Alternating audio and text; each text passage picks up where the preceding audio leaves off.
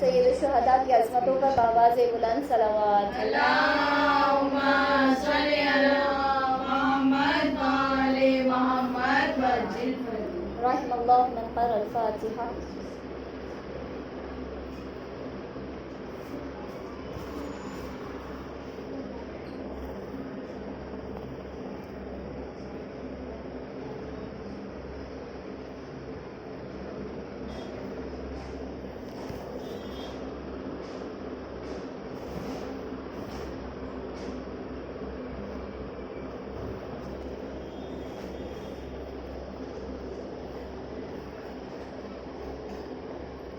لا حول ولا قوة إلا بالله العلي العظيم. حسبنا الله ونعم الوكيل، نعم المولى ونعم النصير. الحمد لله رب العالمين، والصلاة والسلام على أشرف الأنبياء والمرسلين وخاتم النبيين حبيبنا وحبيب إله العالمين أبي القاسم محمد. اللہم صلی علی محمد وآل محمد وعلى آله الطيبين الطاهرين المعصومين المظلومين الغرر الميامين، لا سيما بقية الله في الأرضين وحجته على الخلائق أجمعين. سيدنا ومولانا وصاحب نعمتنا وولي عصرنا مهدي هذه الأمة وطاووس أهل الجنة الحجة بن الحسن العسكري فداه أرواح العالمين.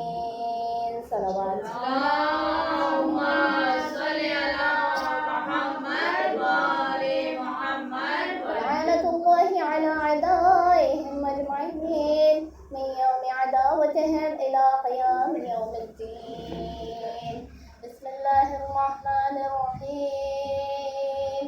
اللهم كن لوليك الحجة بن الحسن صلواتك عليه وعلى آبائه في هذه الساعة وفي كل ساعة وليا وحافظا وقائدا وناصرا ودليلا معينا حتى تسكنه أرضك طوعا وتمتعه فيها طويلا.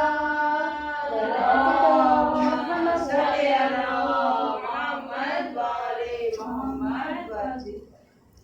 صلى الله عليك يا أبا عبد الله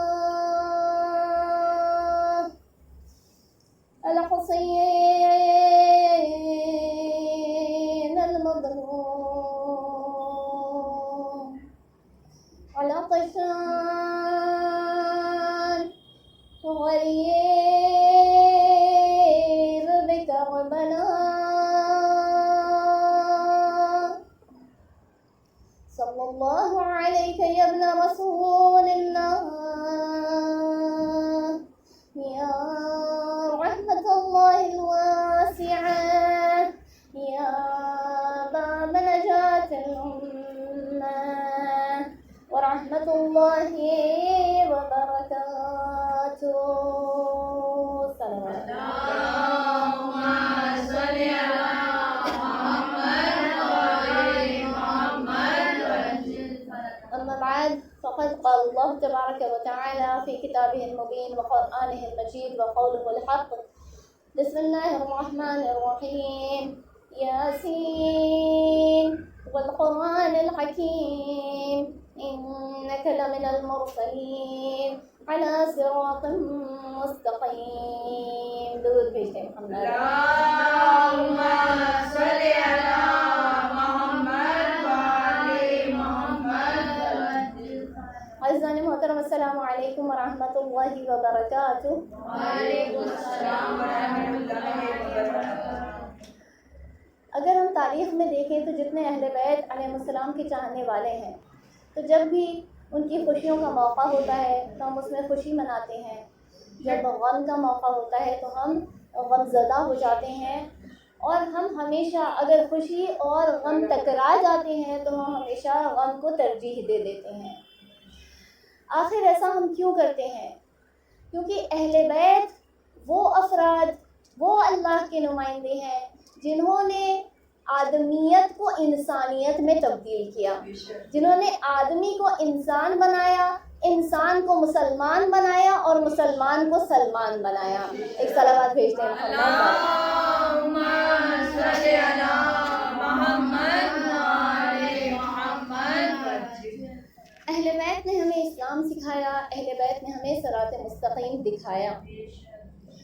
اہل بیت کے آنے سے قبل کئی راستے تھے، لیکن انسان پہچان نہیں کر پا رہا تھا کہ آخر صراط مستقیم ہے کیا، سیدھا راستہ کون سا ہے جو ہمیں اللہ کی جانب پہنچاتا ہے، جو ہمیں جنت میں لے کر جاتا ہے۔ لیکن اہل بیت علیہ السلام نے ہماری رہنمائی فرمائی، اتنے احسانات رہے رسول اللہ کے، ان کے اہل بیت کے، لیکن رسول نے اتنی مشقتیں سہیں، دین اسلام کے خاطر، اللہ کی خاطر اتنی مشقتیں انہوں نے اٹھائیں، اتنی اذیتیں سہیں، تکلیفیں برداشت کی، لیکن کبھی کسی سے کچھ نہیں مانگا۔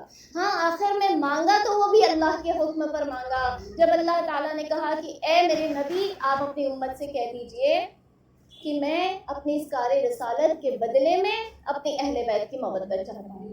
بس ایک چیز کا سوال رسول ہم سے کر کے گئے، وہ تھا کہ ان کے اہل بیت سے محبت اختیار کی جائے، ان کے اہل بیت سے مودت اختیار کی جائے۔ اہل بیت نے بہت کچھ دیا، اہل بیت کے احسانات بے شمار ہیں، ان کی کوئی انتہا نہیں ہے، اور اتنا انہوں نے عطا کیا، اتنا وہ دیتے رہے۔ وہ خداوند عالم نے ان کے اس جذبہ قربانی کو دیکھتے ہوئے، ان کے اس جذبہ ایثار کو دیکھتے ہوئے بھی فرمایا کہ اے اہل بیت آپ وہ ہیں کہ ہدایت دینے والا تو میں ہوں، لیکن پہنچانے والے آپ ہیں۔ آپ ہدایت پہنچائیں گے تو ہم آپ پر رحمت برسائیں گے، آپ احسان لوگوں کے اوپر کریں گے، ہم آپ کے فضائل نازل کر دیں گے، آپ روٹیاں دے دیں گے، ہم سورہ دہر کو اتار دیں گے، آپ انگوٹھی دے دیں گے، ہم آپ کے لیے ولایت کو جو ہے اختیار کر لیں گے، آپ جو ہے سو کر بستر رسول پر شب ہجرت اپنی نفس کو بیچیں گے، ہم آپ کی اپنی مرضی آپ کو عطا فرما دیں گے، اور جو آپ سے محبت، اے اہل بیت جو آپ سے محبت کرے گا ہم اس کے اوپر اپنی رحمت کو برسائیں گے، جو آپ سے نفرت اور دشمنی اختیار کرے گا ہم اس کے اوپر لعنت برسائیں گے۔ لعنت بے شمار لعنت۔ صلوات بھیجتے ہیں۔ اللہم صلی علی محمد وعلی محمد۔ یا علی یا علی یا علی کے دشمنوں پر لعنت بے شمار لعنت کے قاتلوں پر لعنت بے شمار لعنت۔ اگر ایک شخص کے اندر، ایک فرد کے اندر انسانیت نہیں ہے تو اللہ تعالیٰ اس کی عبادتیں بھی ضائع کر دیتا ہے۔ اہل بیت انسان بنانے کے لیے انہوں نے کر کے دکھایا، اور بہترین نمونہ عمل کا پیکر بن گئے وہ کہ کس طرح سے انسان بنا جائے۔ انسان بنو، خداوند عالم فرماتا ہے کہ انسان بنو، تم لوگوں کے ساتھ صلہ رحم کرو، رشتہ داریوں کو قطع نہ کرو، قطع رحمی سے کام نہ لو بلکہ صلہ رحم کرو، تب ہم تمہاری عبادتوں کو قبول کریں گے۔ تم لوگوں کے ساتھ جو ہے اخوت، بھائی چارے کا رشتہ رکھو، ان کے ساتھ جو ہے ان کی مدد کرو، ان کے کام آؤ، بس ہم تمہاری عبادتوں کو قبول کریں گے۔ پھر خداوند عالم والدین کے سلسلے میں فرماتا ہے احترام والدین کرو۔ کیا فرمایا خداوند عالم نے قرآن میں؟ وَاخْفِضْ لَهُمَا جُنَاحًا مِنَ الذُّلِّ مِنَ الرَّحْمَةِ، کہ اپنے آپ کو ان کے سامنے جھکا دو، اپنے والدین کے سامنے جھکا دو، اکڑ کر نہ کھڑے ہو ان کے سامنے، بلکہ اپنے آپ کو ان کے سامنے جیسے تسلیم ہوتے ہو، جیسے تسلیم کا جذبہ ہوتا ہے وہ ان کے سامنے دکھائی دے، وہ ان کے سامنے نظر آئے، اپنے آپ کو ان کے سامنے جھکا دو۔ تو یہ اللہ تعالیٰ نے فرمایا کہ احترام والدین ہے۔ احترام والدین، یہ جو آیتیں نازل ہو رہی ہیں کس پر نازل ہو رہی ہیں؟ نبی کریم پر، لہٰذا نبی پر بھی اپنے والدین کا احترام واجب تھا. آپ کو اپنے والدین کا احترام کرنا ہے اسی طریقے سے جسے ہم نے ہر ایک پر فرض کیا احترام والدین. نبی پر آیات کریمہ نازل ہو رہی ہیں. وہیں دوسری جگہ یہاں پر خداوند عالم نے جو الفاظ استعمال کیے وَخْفِضْ لَهُمَا جَنَاحَ مِنَ الذُّلِّ، ایسے ہی لفظ جو ہے اللہ تعالیٰ نے مومنین کے لیے استعمال کیے. اپنے نبی کو مخاطب کرتے ہوئے کیا فرماتا ہے؟ وَخْفِضْ جَنَاحَكَ لِمَنِ اتَّبَعَكَ مِنَ الْمُؤْمِنِينَ، اپنے آپ کو ان مومنین کے سامنے آپ جھکا دیں جو آپ کی اتباع کرتے ہیں. کس کو حکم آ رہا ہے؟ نبی کریم کو حکم آ رہا ہے، رحمت للعالمین کو حکم آ رہا ہے. وہ مومنین جو آپ کی پیروی کر رہے ہیں اپنے آپ کو ان کے سامنے جھکا دیں، یعنی کہ ان کے ساتھ خضوع اور خشوع کے ساتھ پیش آئیں، ان کے ساتھ اکڑ کر سخت دلی کے ساتھ نہ پیش آئیں، بلکہ اپنے آپ ان کے ساتھ جب آپ گفتگو کریں تو ان کو ایسا لگے جیسے کہ ان کے اوپر رحمت برس رہی ہے. جب آپ ان کے ساتھ گفتگو کریں تو نرمی کے لہجے میں آپ ان سے گفتگو کریں، اکڑ کر غرور کے ساتھ گھمنڈ کے ساتھ میں تو نبی خدا ہوں، میں تو رسول خدا ہوں، اس طرح سے گفتگو نہ کریں. تو خداوند عالم نے دو جگہ پر اس طرح کے الفاظ استعمال کیے، ایک احترام والدین میں اور دوسرا احترام مومنین میں. اگر نبی کریم پر یہ حکم آ رہا ہے تو عزاداران محترم سوچیے کہ ہمارے لیے یہ حکم کتنا زیادہ جو ہے، کتنی زیادہ اس کی تاکید کی گئی کہ جب تم مومنین سے ملو، جب ان سے گفتگو کرو تو تمہارا انداز کیا ہونا چاہیے؟ سخت دل ہو کر ان سے باتیں نہ کرو، اکڑ کر ان سے باتیں نہ کرو. یہاں خداوند عالم دونوں آیات کریمہ جو ہے نبی کریم پر نازل فرما رہا ہے. دو ہی ایسے موقع جو ہے تاریخ میں تلاشے تو نظر آئے جہاں پر نبی کریم نے اپنے شانوں کو اپنے کندھوں کو جھکا دیا. اگر وہ موقع نظر آئے تو ایک وہ عید کا روز نظر آیا جب نبی کریم نے اپنے آپ کو جھکا دیا تاکہ حسن و حسین جو ہے ان کی پشت پر سوار ہو جائے، اور ایک وہ روز آیا جب بت ڈھانے کا موقع تھا تو اپنے شانوں کو جھکا لیا تاکہ علی ابن ابی طالب ان شانوں پر سوار ہو جائے. صلی اللہ محمد وآل محمد.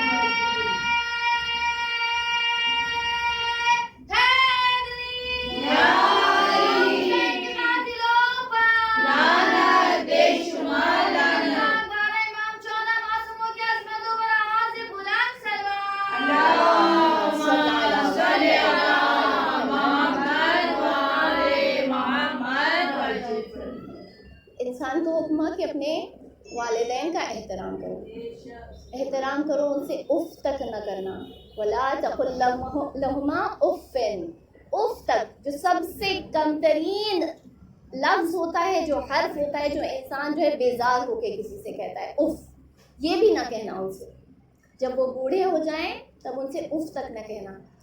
احترام والدین کے سلسلے میں سید الانبیاء والاوصیاء رسول اللہ صلی اللہ علیہ وآلہ وسلم کی ایک حدیث ہمیں ملتی ہے جہاں وہ فرماتے ہیں کہ جو بھی اپنے والدین کو محبت کی نظر سے دیکھتا ہے تو خداوند عالم اس ایک نظر کے بدلے میں، اس ایک نگاہ کے بدلے میں اسے ایک قبول حج کا ثواب دیتا ہے. ایک مقبول حج کا.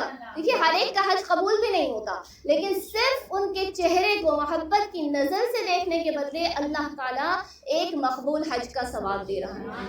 صحابی بیٹھے تھے، ایک صحابی نے سوال کیا یا رسول اللہ اگر دن میں 100 مرتبہ اپنے والدین کے چہرے کو محبت کی نظر سے دیکھوں، رسول اللہ فرماتے ہیں کہ اللہ کے خزانے میں کوئی کمی نہیں ہے، وہ تمہیں 100 مقبول حج کا ثواب دے گا. جتنی مرتبہ تم دیکھو گے اتنی مرتبہ جو ہے خداوند عالم تمہیں مقبول حج کا ثواب دیتا چلا جائے گا. ایک شخص عالم کے پاس میں آیا اور عالم سے یہ کہتا ہے کہ میں اپنے والدین کی جو ہے خوب خدمت کرتا ہوں، وہ جو بھی مجھ سے سوال کرتے ہیں میں انہیں وہ چیز لا کر دے دیتا ہوں، میں مہیا کر دیتا ہوں، اس شے کو میں مہیا کر دیتا ہوں، لیکن وہ مجھ سے راضی نہیں ہوتے، وہ مجھے خوش نہیں دکھائی دیتے، وہ خوش نہیں ہیں مجھ سے. عالم نے کہا کہ واقعی تم ایسی خدمت انجام دیتے ہو؟ وہ کہتا ہے ہاں. عالم نے سوال کیا آخر تم چاہتے کیا ہو؟ کہتا ہے کہ میں چاہتا ہوں کہ میرے والدین مجھ سے خوش ہو جائیں، مجھ سے راضی ہو جائیں.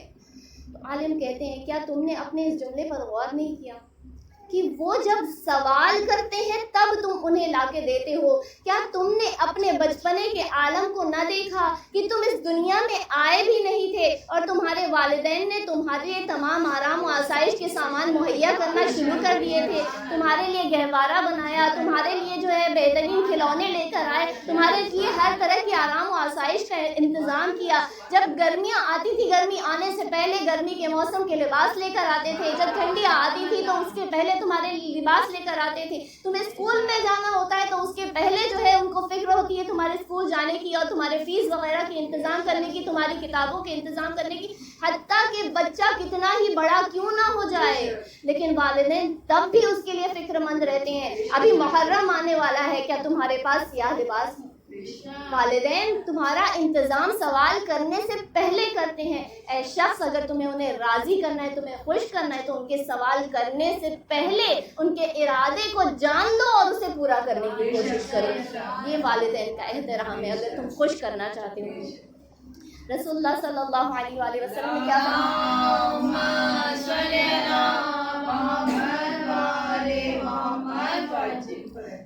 کہ اگر تم والدین کو راضی کر لو گے تو اللہ راضی ہو جائے گا. اگر والدین کو راضی نہ کر سکے تو اللہ کی رضا کی امید اور توقع نہ رکھو. والدین کو راضی کرو, اللہ راضی ہو جائے گا. یہی ایک دوسری مرتبہ رسول خدا نے ایک اور حدیث لوگوں کے درمیان بیان فرمایا انا وعلی ابوا هذه الامہ, میں اور علی اس امت کے دو باپ ہیں, یعنی کہ علی اور رسول اللہ اس امت کے والد ہیں, باپ کی جگہ پر ہیں. تو اب آپ کتنا ہی کسی کے لیے رضی اللہ کہتے رہیے, رضی اللہ عنہ کہتے رہیے, لیکن جب تک علی نہ راضی ہوں گے, جب تک رسول نہ راضی ہوں گے, تب تک خداوند عالم راضی نہ ہوگا. ایک صلوات بھیجتے ہیں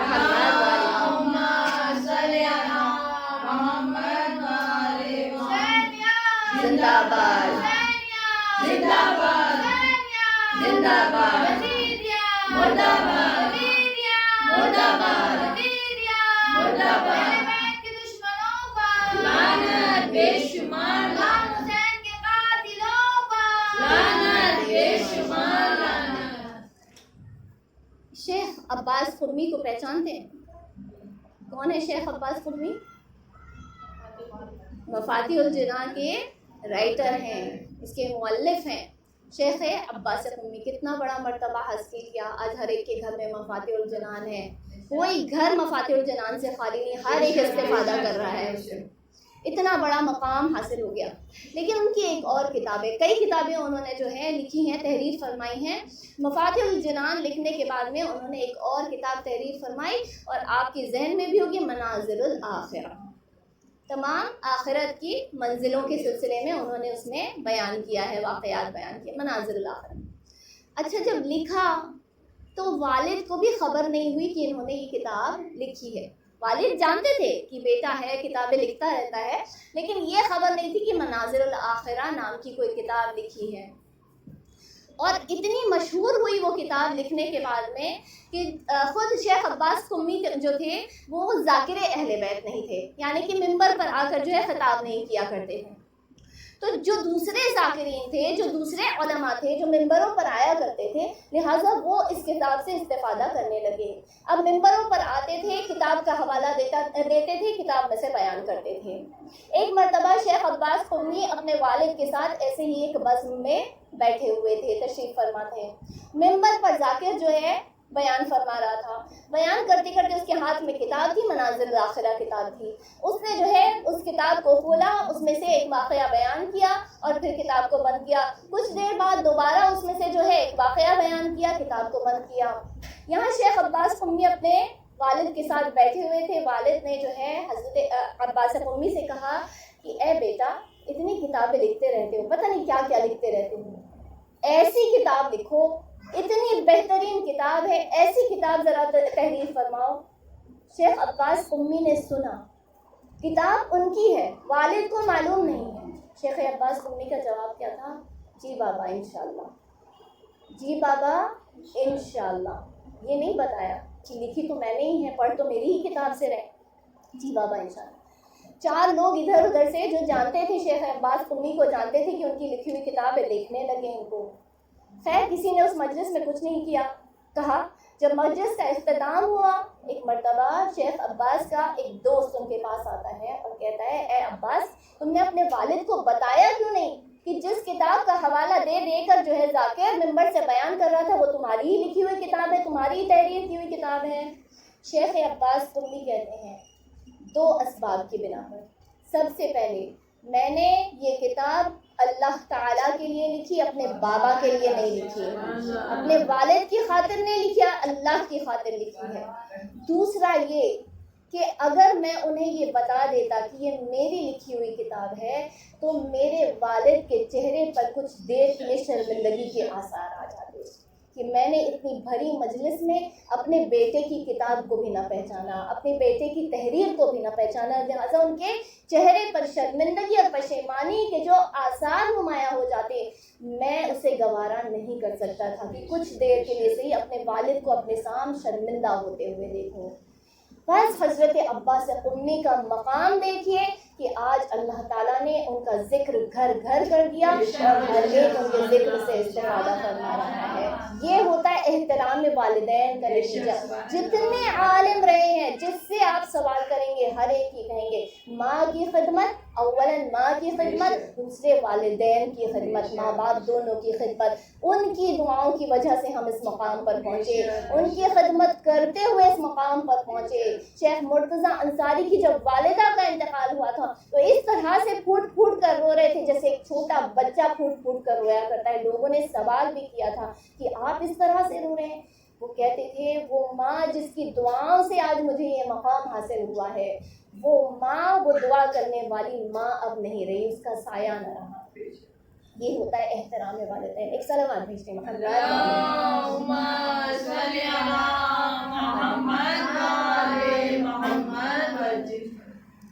اب میں آپ کو ایک اور باپ اور بیٹے کا رشتہ بتاؤں. قرآن نے درج کیا اس رشتے کو، اور اس باپ اور بیٹے کے بارے میں قرآن جو ہے اللہ تعالیٰ اس میں بیان فرماتا ہے کہ باپ نے جو ہے خواب میں دیکھا کہ بیٹے کی گردن پر چھری چلا رہا ہے. آپ پہنچ گئے کس کا قصہ ہے؟ حضرت ابراہیم حضرت اسماعیل کا قصہ. باپ بیٹے کی گردن پر چھری چلا رہا ہے. ایک مرتبہ خواب کے عالم سے جب بیدار ہوئے تو کشمکش میں آ گئے، پریشانی کے عالم میں آ گئے کہ میں اپنے بیٹے کی گردن پر چھری چلا رہا ہوں. سوچتے رہے کہ میں اپنے بیٹے کو یہ خواب کیسے بیان کروں. 3 رات لگاتار انہوں نے خواب دیکھا، پہلے سے اپنے بیٹے کو نہیں بتایا. اس لیے ہم کہتے ہیں کہ 8ویں کی شب جو ہوتی ہے، جو یوم تربیہ کہا جاتا ہے، ذی الحج کا مہینہ بھی گزرا ہے ہمارے درمیان سے. 8ویں کی شب میں دیکھا، 9ویں کی شب میں دیکھا، 10ویں کی شب میں دیکھا، اور پھر 10ویں کے دن قربانی کے لیے لے کر چلے گئے. جب خواب میں دیکھا کہ چھری چلا رہا ہو، 3 دن جب خواب لگاتار دیکھا تو اس کے بعد ہمت کر کے بیٹے کے پاس گئے. یہی خواب بیٹے نے بھی دیکھا، حضرت اسماعیل نے بھی یہی خواب دیکھا. اور جب بیٹے کے پاس گئے تو پھر بیٹے سے کہا کہ اے بیٹا اسماعیل، میں نے ایک خواب دیکھا ہے، اور خواب ایسا ہے کہ میں تمہارے گردن پر چھری چلا رہا ہوں. لگاتار 3 شبوں سے میں یہ خواب دیکھا. تو بیٹا کہتا ہے کہ بابا میں نے بھی یہی خواب دیکھا ہے. تو تصدیق ہو گئی کہ بیٹے نے بھی یہی خواب دیکھا ہے، باپ نے بھی یہی خواب دیکھا ہے. اچھا، حضرت ابراہیم جو ہے اس خواب کو بیان کر کے بھول نہیں گئے. نبی کا خواب ایسا نہیں ہوتا، نبی کا خواب سچا ہوا کرتا ہے. حضرت اسماعیل کو بتایا، اس کے بعد اسے پورا کرنے کے لیے، اسے عمل میں لانے کے لیے بھی انہوں نے انتظامات کیے، آگے جو ہے اپنے قدم بڑھائے.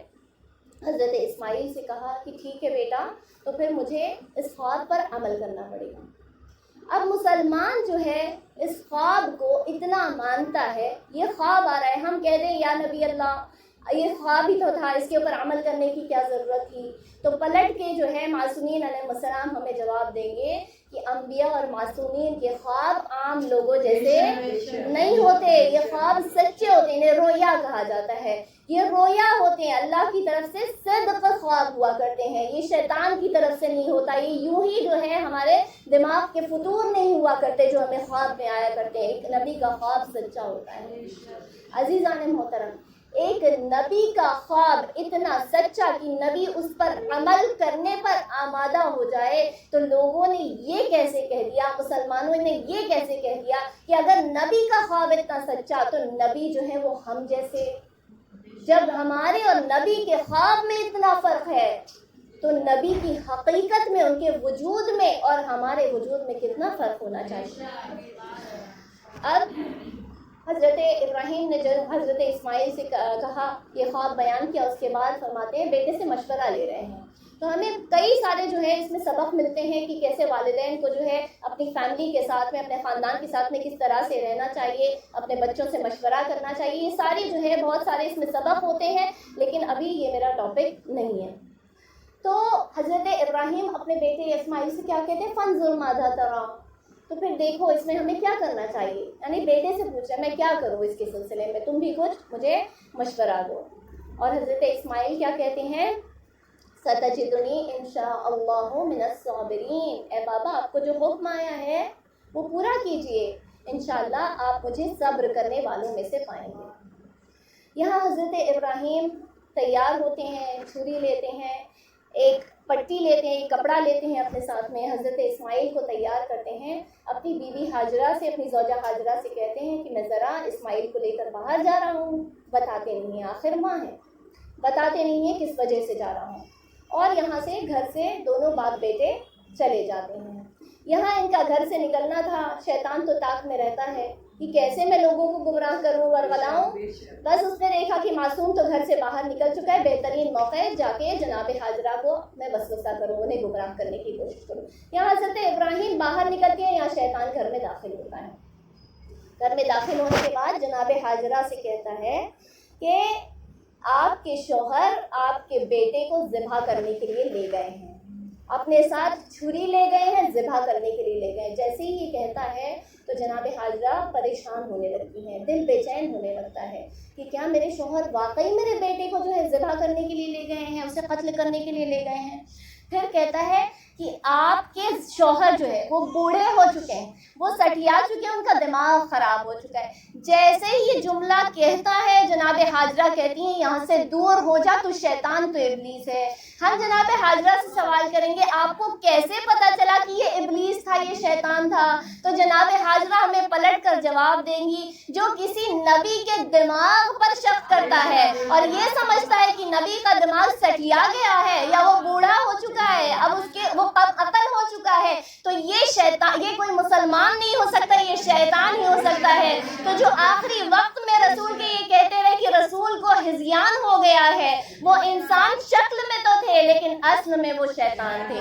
ایک صلوات بھیجتے ہیں، اللہم صلی علی محمد و آل محمد دشمنان اہل بیت پہ لعنت، دشمن لوگوں کو عید قربان میں، عید الاضحیٰ میں قربانی کرنے کا بڑا شوق ہوتا ہے۔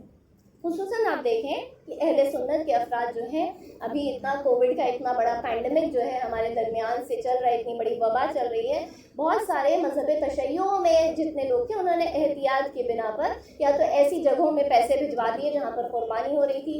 یہاں پر زیادہ تر لوگوں نے، زیادہ تر مذہب تشیع کے ماننے والوں نے جو ہے قربانی اپنی طرف سے، یعنی بکرا لے کر آنا، اس کو قربان کرنا، اس میں احتیاط کیا۔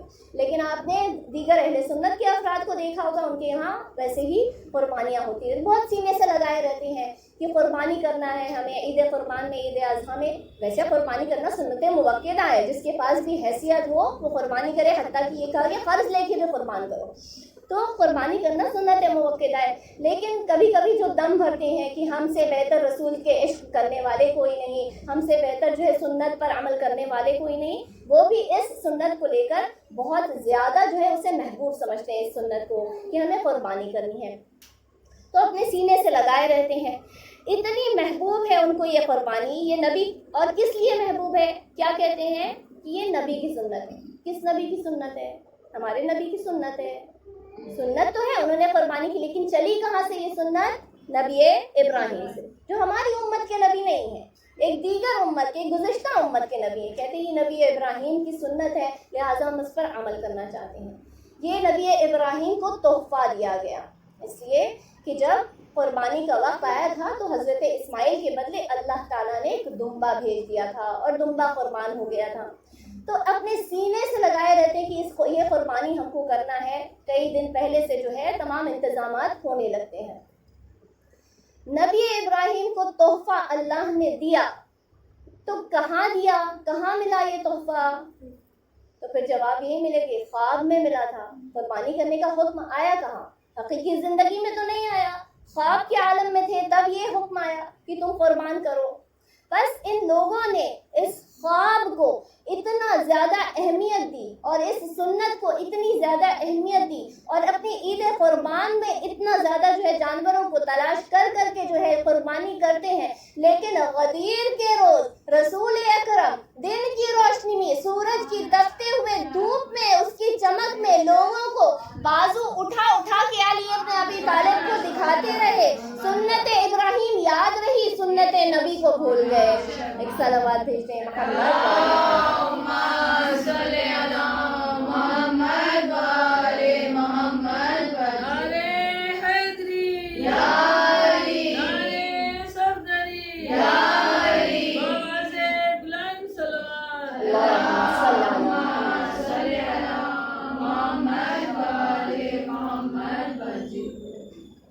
بس آخری مرحلہ اور اس کے بعد رب کے مسائل.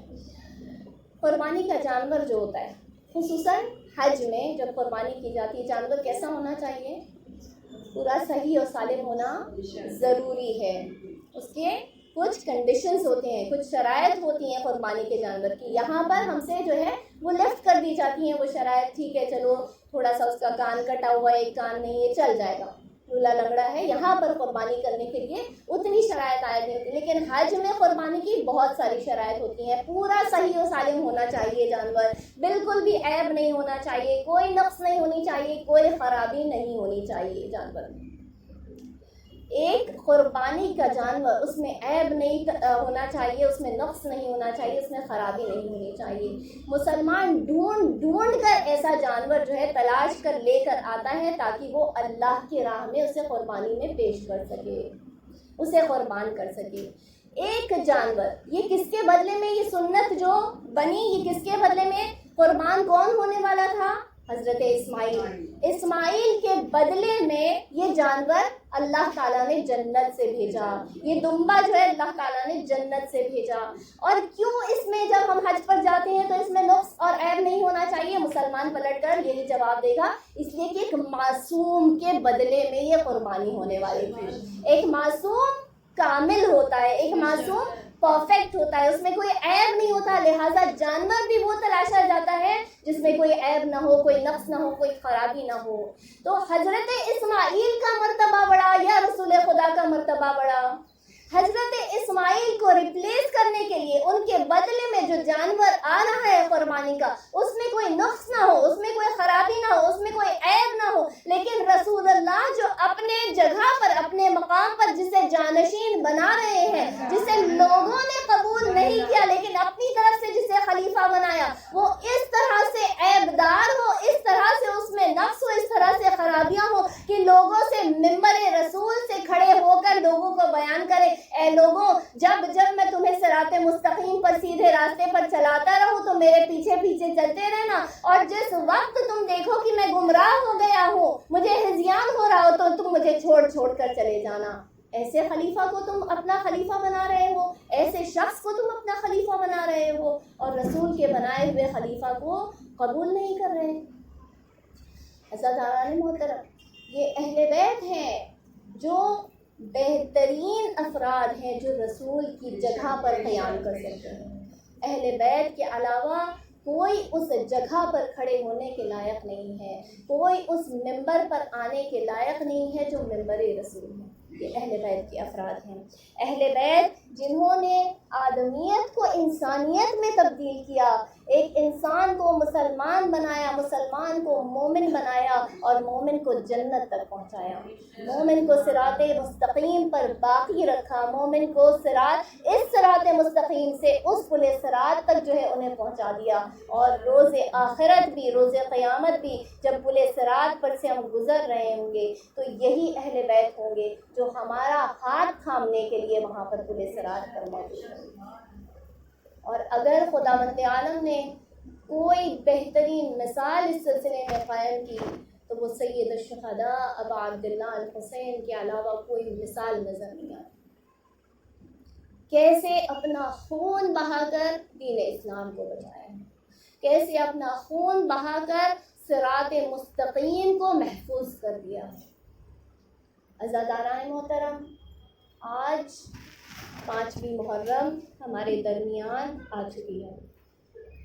جب شب عاشور آئی تھی تو امام حسین نے تمام اپنے اصحاب و انصار کو جمع کیا، تمام بنو ہاشم کو جمع کیا، اور جمع کرنے کے بعد ایک مرتبہ فرماتے ہیں کہ دیکھو بس آج کی شب ہے، آج یہ شب عاشور ہے، شب 10 محرم ہے، بس یہ ایک شب ہے، کل قربانیوں کا دن ہے، کل موت ہے، کل شہادتیں ہیں، کل بربادیاں ہیں، اس کے سوا کچھ بھی نہیں ہے۔ بس میں تم پر سے اپنی بیعت کو اٹھاتا ہوں، میں تمہیں آزاد کرتا ہوں، تم چلے جاؤ، تم واپس اپنے وطنوں کو چلے جاؤ، میں تم پر سے اپنی بیعت کو اٹھا لیتا ہوں، اور تم بالکل بھی فکر نہ کرنا، حسین تمہیں جنت کی ضمانت دیتا ہے۔ مل گئی جنت کی ضمانت، آزاد کر دیا حسین، کوئی بھی اپنی جگہ سے نہیں ہلا۔ وہاں میں حسین فرماتے ہیں شاید اس روشنی میں تم جانا نہیں چاہ رہے، لو میں شاید تم شرما رہے ہو، لو میں چراغوں کو بجھا دیتا ہوں۔ چراغ بجھا دیا، تاریکی چھا گئی۔ کچھ دیر بعد جب چراغ کو دوبارہ جلایا، ہر صحابی تلوار نکالے ہوئے اپنی گردن پہ رکھے ہوئے نظر آیا۔ مولا یہ بھی کوئی وقت ہے اپنے اصحاب و انصار کو رہائی دینے کا، اپنے اصحاب و انصار کو حکم دینے کا کہ آپ یہاں سے چلے جائیں، آپ کو تنہا چھوڑ کر چلے جائیں۔ مولا اگر خداوند عالم ہمیں 70 مرتبہ موت دے، 70 مرتبہ زندگی، تو اپنی جانوں کو آپ پر اسی طرح سے فدا کرتے رہیں گے۔ کوئی بھی صحابی چھوڑ کر نہیں گیا، جتنے صحابی تھے سب وہیں بیٹھے رہے۔ ایک مرتبہ امام حسین نے مدینے کا رخ کیا، مدینے کا رخ کرتے ہوئے فرماتے ہیں نانا میں نے آپ کے زمانے کو بھی دیکھا، آپ صحابیوں کو میدان میں بلاتے رہتے تھے لیکن صحابی آپ کو چھوڑ کر جاتے رہتے تھے، نانا ذرا میرے اصحاب و انصار کو دیکھیے، میں انہیں جانے کے لیے کہہ رہا ہوں، یہ مجھے چھوڑ کے جانے کو تیار نہیں۔ ہاں عزاداران محترم، وہ تاریخیں آ گئیں جب ہم بنو ہاشم کی تمام قربانیوں کو یاد کرنا شروع کرتے ہیں، لیکن اس کے پہلے کہ میں آپ کے سامنے جناب زینب کے ان دو لال کا تذکرہ کروں، میں ایک صحابی کا ذکر کرنا چاہتی ہوں، نام تھا سعید ابن جبیر۔ سعید ابن جبیر جب وقت ظہر آیا ہے تو ایک مرتبہ ابو ثمامہ سیداوی مولا کے حضور میں آ کے فرماتے ہیں مولا نماز کا وقت ہو گیا، کیا بہتر نہ ہوگا کہ ہم اول وقت نماز پڑھ لیں؟ امام ان کو دعا دیتے ہیں اللہ تعالیٰ تمہیں نماز پڑھنے والوں میں، تمہیں عبادت گزاروں میں شامل کرے۔ مرتبہ یزید ہی فوج کو خبر ملتی ہے، امام جو ہے نماز پڑھنے کے لیے مہلت چاہ رہے ہیں۔ یزید کے لشکر کی طرف سے، عمر ابن سعد کی طرف سے یہ جواب آتا ہے کہ تمہاری نماز کیا قبول ہوگی، تمہاری نماز کیا قبول ہوگی، ارے تمہارے لیے تو صرف شکست ہے، تمہارے لیے تو دوزخ ہے۔ ایک مرتبہ بریر حمدانی جو ہے امام حسین کی طرف سے فرماتے ہیں اے ملعون، فرزند رسول کی نماز قبول نہ ہوگی تو تیری نماز قبول ہوگی، وائے ہو تجھ پر، مہلت نہیں ملتی ہے، مہلت نہیں ملتی ہے، وہاں سے یزیدی فوج کے تیر برس رہے ہیں۔ ایسے میں سعید بن جبیر اور زہیرقین جو ہے مولا کے حضور میں آتے ہیں اور فرماتے ہیں مولا نماز خوف ادا کرنا ہے، آپ نماز ادا کیجئے۔ سعید بن جبیر جو ہے بہت بوڑھے صحابی تھے، امام حسین کے بہت بوڑھے صحابی تھے، بازوؤں میں قوت نہیں تھی۔ کہتے ہیں مولا ان بازوؤں میں اب قوت نہیں ہے کہ جا کے جنگ کر سکے، لیکن مولا ان پسلیوں میں اب بھی اتنی طاقت ہے کہ آپ کے سامنے کھڑے ہو کر فرزند رسول کی حفاظت کر سکے، تیروں کو اپنے بدن پر سہ سکے، برداشت کر سکے۔ مولا آپ جو ہے بہت ہی آرام سے نماز پڑھیے، ہم آپ کے سامنے کھڑے ہو جاتے ہیں۔ سعید بن جبیر اور زہیرقین جو ہے مولا کے سامنے کھڑے ہو جاتے ہیں۔ مولا اپنے چند اصحاب و انصار کے ساتھ میں صلاۃ الخوف ادا کرنا شروع کرتے ہیں۔ یہاں صلاۃ الخوف ادا کرنا شروع کرتے ہیں، وہاں سعید بن جبیر اور زہیرقین اپنے جسم پر تیروں کو برداشت کرتے ہیں، اور جیسے ہی امام سلام میں آخری سلام کہتے ہیں السلام علیکم ورحمۃ اللہ وبرکاتہ، اب تک سعید جو تن کر کھڑے ہوئے تھے ایک مرتبہ زمین پر گرتے ہیں۔ جیسے ہی زمین پر گرتے ہیں امام حسین سنبھالنے کے لیے آگے بڑھتے ہیں۔ سعید اس وقت بھی صرف ایک جملہ کرتے ہیں اترضینی یا ابا عبداللہ، اترضینی یا ابن رسول اللہ، اے فرزند رسول کیا مجھ سے راضی ہوئے؟ کیا مجھ سے راضی ہوئے؟ اب عبداللہ فرماتے ہیں میں بھی راضی ہوا، میرا خدا بھی راضی ہوا۔ ایک مرتبہ سعید کے چہرے پر تبسم ظاہر ہوتا ہے، اے سعید کیا دیکھ رہے ہو؟ سعید کہتے ہیں فرزند رسول سامنے سے کوئی نور چلا آ رہا ہے۔ امام فرماتے ہیں سعید ادب سے بیٹھ جاؤ، میرے نانا تمہارا استقبال کرنے کے لیے آ گئے۔ اے فرزند رسول دائنی جانب سے کوئی آ رہا ہے، اے سعید ادب سے سلام کرو، میرے بابا امیر المومنین آ رہے ہیں۔ ارے بائیں جانب سے امام حسن مجتبیٰ آ گئے۔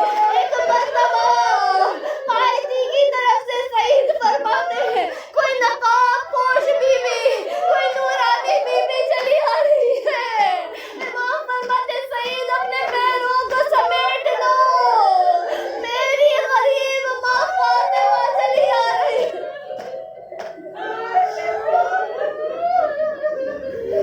جزاکم اللہ خیر الجزا۔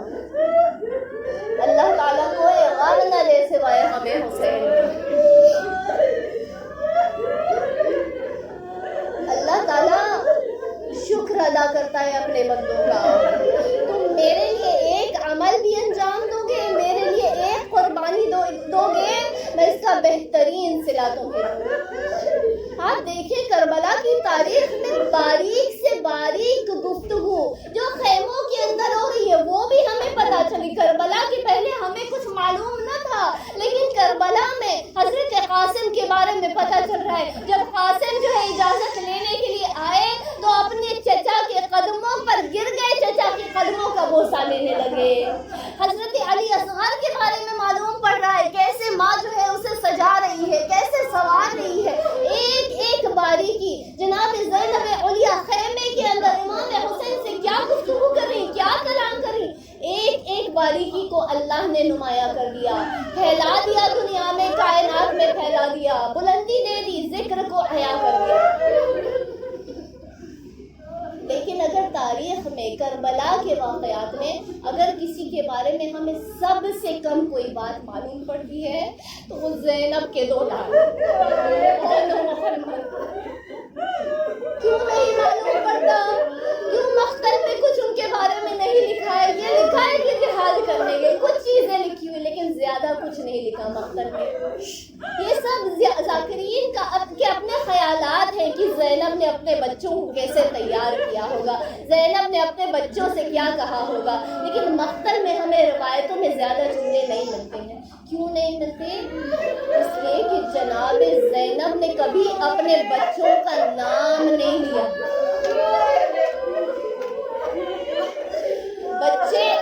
بچوں کی شہادت ہو گئی، تاریخ لکھی ہے جناب زینب اپنے خیمے سے باہر بچوں کی لاش دیکھنے کے لیے بھی نہیں۔ ابن زیاد کے دربار میں جا کر اتنا بہترین محمد کا نام نہیں لیا، یزید کے دربار میں گئی بس حسین کی بات کی، اپنے بچوں کا نام نہیں لیا۔ زینب بھی تو ایک ماں ہے، ماں کو سینہ رکھتی ہے، اپنے لالوں کو قربان کر دیا، ابا عبداللہ پر علی اکبر کا صدقہ بنا کے قربان کر دیا، لیکن کبھی ان کے بارے میں کچھ نہ کہا، کبھی ان پر نہ روئی، بلکہ ہر وقت یہ کہتی رہی ابھی تو تمہاری رونے والی ماں زندہ ہے، زینب اس پر روئے گی جس کی ماں اس دنیا میں نہیں۔ عزاداران محترم، یہ زینب تھی۔ مرتبہ جب شب عاشور تھی، ہر ایک ماں جو ہے اپنے بچے کو تیار کر رہی تھی، ہر ایک جو ہے اپنے وارث سے کچھ نہ کچھ جو ہے گفتگو کر رہی تھی، کلام کر رہی تھی، اس کا حوصلہ بڑھا رہی تھی۔ جناب زینب بھی اپنے خیموں میں شاید اون محمد سے کہہ رہی ہوں، اے اون محمد، دیکھو کل عاشور کا روز ہے، دیکھو کل جنگ کا روز ہے، کل میدان میں جہاد کرنے جانے کا روز ہے، اے اون محمد میں جانتی ہوں تم چھوٹے ہو، کتنے سال کے تھے؟ 9 سال کے، 11 سال کے۔ یہاں پر آپ کتنی مائیں بیٹھی ہوئی ہیں، ذرا اپنے بچوں کو یاد کریں، 9 سال اور 11 سال کی عمر کے بچے کتنے چھوٹے ہوتے ہیں، کتنے چھوٹے بچے ہوتے ہیں، یہ میدان جہاد میں جانے کے لائق نہیں ہوتے۔ جناب زینب اپنے بچوں سے کہہ رہی ہے، دیکھو اونو محمد، کل کے روز مجھے اپنی ماں کے سامنے شرمندہ نہ کرنا، ایسا نہ ہو کہ حسین کے جسم پر زخم لگ جائے اور تم صحیح و سلامت رہ جاؤ۔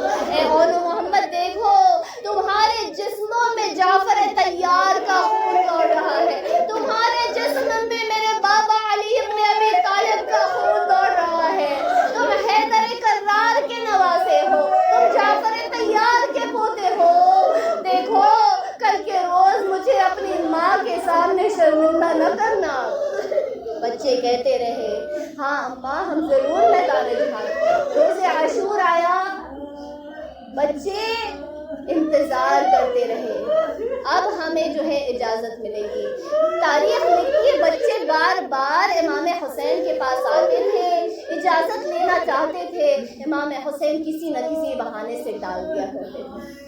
بچے دیکھتے رہے، اصحاب اپنی جانیں فدا کر رہے ہیں، بنو ہاشم کی باری آ گئی، بنو ہاشم کے جوان اپنی جانیں فدا کرنے لگے، بچے میدان میں جاتے، سید الشہداء پلٹا دیتے، خیمے میں جاتے، جناب زینب انہیں دیکھ کر کہتی تم اب تک زندہ ہو، تم اب تک زندہ ہو، اب تک تم نے اپنی قربانی پیش نہ کی۔